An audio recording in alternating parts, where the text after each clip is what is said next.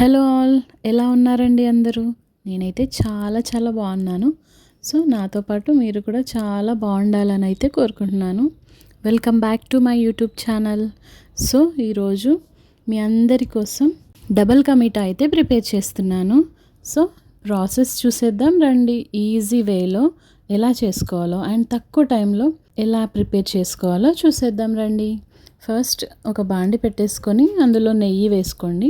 తర్వాత dry fruits మనకు అవైలబుల్లో ఉన్నవి నేనైతే బాదం అండ్ జీడిపప్పు తీసుకున్నాను. 2 స్పూన్స్ బాదం అండ్ 2 స్పూన్స్ జీడిపప్పుని దోరగా వేయించేసుకోవాలి నెయ్యిలో. సో మంచి షేడ్లోకి అయితే మారిపోయాయి డ్రై ఫ్రూట్స్. సో ఇప్పుడు అవన్నీ తీసి ఒక బౌల్లో పక్కన పెట్టేసుకుందాం.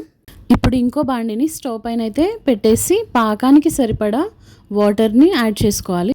వాటర్ బాయిల్ వచ్చేంత వరకు మనం పక్కన ఇలాచీని అయితే స్మాష్ చేసేసుకుందాం. ఎక్కువగా నూరాల్సిన అవసరం లేదు, కచ్చపచ్చగా చేసుకుంటే సరిపోతుంది. వాటర్ అయితే బాయిల్ అయిపోయాయి. సో ఇప్పుడు మనం షుగర్ని యాడ్ చేసేసుకోవాలి. మనకి కావాల్సినంత షుగర్ యాడ్ చేసుకోవాలి. షుగర్ అనేది మనం తీసుకునే బ్రెడ్ క్వాంటిటీని బట్టి యాడ్ చేసేసుకోవాలి మనకు సరిపడా. సో నేనైతే ఒక బ్రెడ్ ప్యాకెట్ అయితే తీసుకున్నాను, అంటే నార్మల్ బ్రెడ్ కాదు. డబల్ కా మీఠా కోసం అయితే నార్మల్గా బేకరీస్లో దొరుకుతుంది కదా, ఆ బ్రెడ్ అయితే ఒక్కటి తీసుకున్నాను అనమాట నేను. సో దానికి సరిపడా నేనైతే 1/2 kg పైన షుగర్ తీసేసుకున్నాను అనమాట.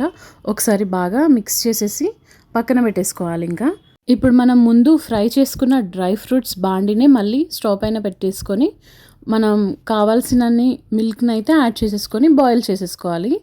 లైట్గా ఒక 1 లీటర్కి ఒక 1 కప్ వాటర్ అయితే యాడ్ చేసేసుకోవాలి. మధ్యలో పాకాన్ని అయితే కలుపుతూ ఉండాలి. ఇప్పుడు మన డబల్ కా మీఠాకి మంచి టేస్ట్ని యాడ్ చేసే ఇంగ్రీడియంట్స్ అయితే ఇవన్నమాట. ముందుగా మనం నెయ్యిలో ఫ్రై చేసి పెట్టుకున్న dry fruits, badam, kaju and దంచి పెట్టుకున్న ఇలాచి, తర్వాత ఫుడ్ కలర్ అయితే కొంచెం యూజ్ చేస్తాం అండ్ సాఫ్రాన్ ఆప్షనల్, బట్ వేస్తే మాత్రం మీకు డిఫరెన్స్ అయితే ఈజీగా తెలిసిపోతుంది. So saffron, food colour, dry fruits and ఇలాచి, తర్వాత మిల్క్ మేడ్ వల్ల కూడా చాలా డిఫరెన్స్ అయితే ఈజీగా అర్థమైపోతుంది మనకి. సో ఈ సాఫ్రాన్ అయితే నేను అమెజాన్లో ఆర్డర్ పెట్టుకున్నాను అనమాట. కాశ్మీరీ సాఫ్రాన్ అంట, చాలా బాగుంది. యాక్చువల్లీ ఒరిజినల్ ప్యూర్ అనిపించింది. ఫుడ్ కలర్ అయితే మనందరికీ తెలిసిందే. కలర్ అయితే కేసర్ ఎల్లో అయితే తీసేసుకున్నాను అనమాట. సో పాలైతే ఇంకొంచెం మరగాలి. షుగర్ పాకం అయితే మంచి బాయిల్ వచ్చేసింది. సో ఇప్పుడు మనం ఇందులోకి ఇలాచీని అయితే యాడ్ చేసేసుకుందాం. ఒక 15 to 20 స్టెమ్స్ ఆఫ్ సాఫ్రాన్ అయితే తీసేసుకొని బాగా మరుగుతున్న పాలల్లో అయితే యాడ్ చేసేసుకోవాలి. ఇప్పుడు పాలనైతే వెనకాలకి షిఫ్ట్ చేసేసుకోవాలి. చిన్న స్టవ్కి సిమ్ పైన బాగా మరిగించుకోవాలి. ఇంకా తర్వాత ఒక కడాయిని పెట్టి డీప్ ఫ్రైకి సరిపడా ఆయిల్ని అయితే యాడ్ చేసేసుకోవాలి. ఆయిల్ బాగా హీట్ అయిన తర్వాత ముందుగా మనం తీసుకున్న బ్రెడ్ని ఫైన్ క్యూబ్స్ లాగా కట్ చేసుకొని పక్కన పెట్టుకున్నవి ఇందులో యాడ్ చేసేసుకోవాలి. డీప్ బ్రౌన్ షేడ్ వచ్చేంత వరకు బాగా ఫ్రై చేసేసుకొని పక్కన ఉంచేసుకోవాలి. ఇలాగే కట్ చేసి ఉంచిన ముక్కలన్నిటినీ ఫ్రై చేసి పక్కన ఉంచేసుకోవాలి. సో మంచి షేడ్ అయితే వచ్చేసింది కదా క్యూబ్స్కి. ఇప్పుడు ఇవన్నీ తీసి ఒక బౌల్లోకి అయితే ట్రాన్స్ఫర్ చేసేస్తున్నా.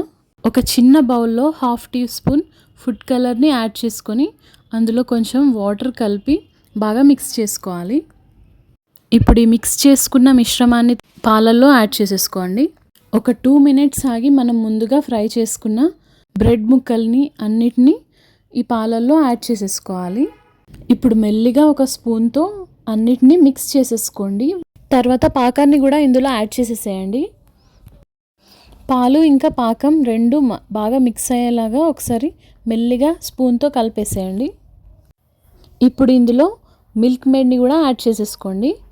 ఒక 1 tablespoon మిల్క్ మేడ్ యాడ్ చేసేసుకొని మూత పెట్టుకొని ఒక 5 minutes వరకు మిల్క్ బాగా దగ్గర పడేలాగా మూత పెట్టి ఉంచండి. అండ్ ముందుగా ఫ్రై చేసి పెట్టుకున్న డ్రై ఫ్రూట్స్ని కూడా అందులో యాడ్ చేశాక మూత పెట్టేయండి. ఒక 5 minutes ఆగి దాని తర్వాత మూత తీసి ఇంకో 1/2 teaspoon ఫుడ్ కలర్ వాటర్లో కలిపి పైన యాడ్ చేసేసేయండి. ఇప్పుడు ఇంకొక 2 minutes వరకు మూత పెట్టి అలానే ఉంచేయండి. సో ఇప్పుడు మూత తీసి చూసేయండి. ఎంత బ్యూటిఫుల్గా రెడీ అయిందో.